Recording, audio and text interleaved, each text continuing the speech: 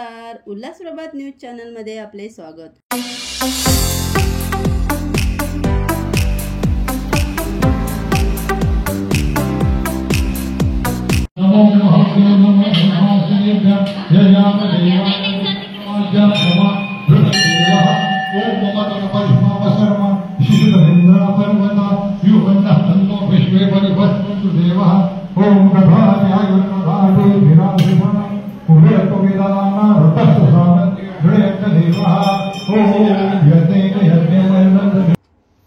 श्री चंद्रकांत खडकबान आणि त्यांच्या कुटुंबियांनी कामिका एकादशीचे औचित्य साधून त्यांचे चिरंजीव श्री संदेश खडकबान आणि त्यांच्या पत्नी सौ मानसी खडकबान यांच्याकडून विठ्ठल रुक्मिणीचा दुग्धाभिषेक, मंगल स्नान आणि पूजन श्री विठ्ठल रुक्मिणी मंदिर वाणी आली बदलापूर येथे करून घेतले।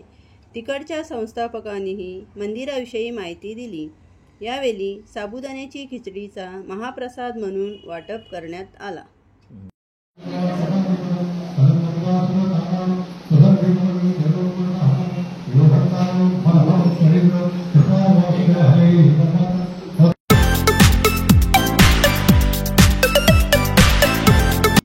रामभाऊ दादा, मंदिरात आपण सेवा इतक्या वर्षापासून करताय, तर बदलापूरकरांना मंदिराचा इतिहास आणि जे नवीन बदलापूरमध्ये राहायला आलेत त्यांना तुम्ही या मंदिराबद्दल काय सांगाल? हे मंदिर अतिशय पवित्र आहे। फार पूर्वीपासूनचा याचा इतिहास असा आहे की इथल्या ज्या बायका आहेत त्यांना एक छोटीशी हे करून पांडुरंगाची काकड असे करत असत तिकडे त्याच्यामध्ये हनुमान मंदिरच्या याच्यामध्ये। तिथून मग आपण इथे आणलं आणि मग हळूहळू त्या मंदिराची हे झाली। 72-75 माझ्या कल्पना असेल तिथपासून ते सुरू झालं आणि नंतर 80 मध्ये आपण हे मंदिर जे आहे त्याचं स्थापना केली आणि ती स्थापना यांचे थोरले बंधू परशुराम गोविंद पातकर आणि त्यांच्या कुटुंबाने त्यांच्या हस्ते झाली आणि मग मंदिरात तिथून सुरुवात झाली। अतिशय छोटं मंदिर होतं, पण नंतर हळूहळू त्या मंदिराचं स्वरूप इतकं पालटलं की आज आपण बघता आहात ह्या बदलापूरमध्ये एकमेव मंदिर असं आहे, विठ्ठल देवस्थान जे आहे एकमेव आहे। तर त्याच्यामध्ये पूर्व आणि पश्चिम हा भाग रेल्वेने जोडलेला आहे। तर अनेक लोक या ठिकाणी येत आहेत आणि काही संकल्प करतात आणि संकल्पाची पूर्ती होते, अशी अनुभूती बऱ्याच लोकांना आलेली आहे। इथे 365 दिवस आपला हरिपाठ जो आहे तो संध्याकाळी होतो।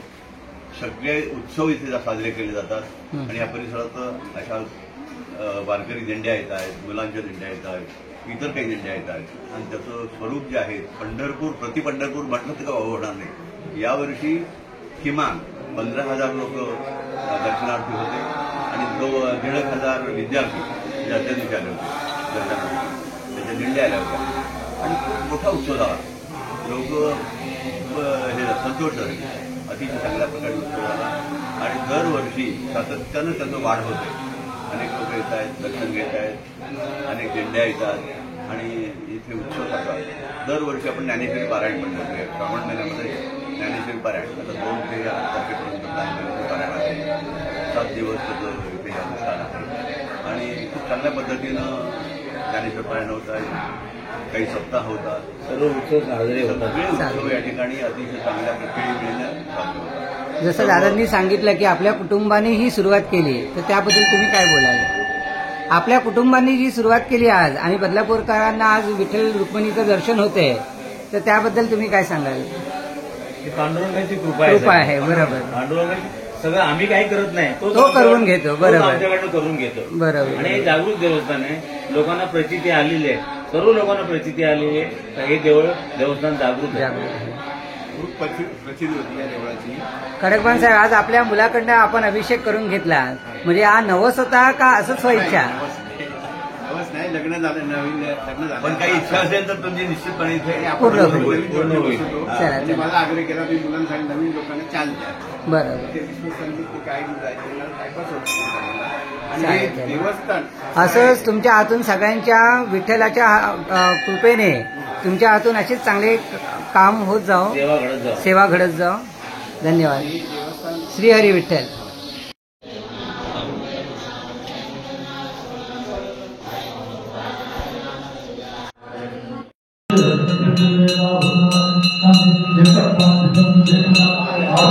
Thank you.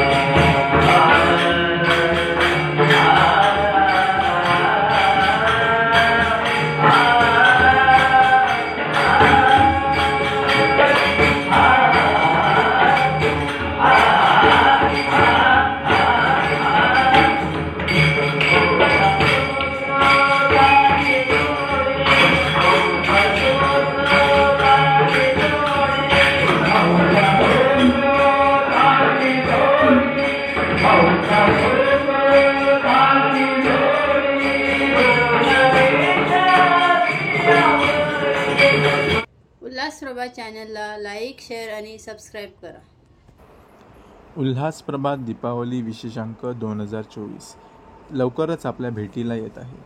यामध्ये जाहिरात, कथा, कविता, लेख देण्यासाठी आम्हाला संपर्क करा.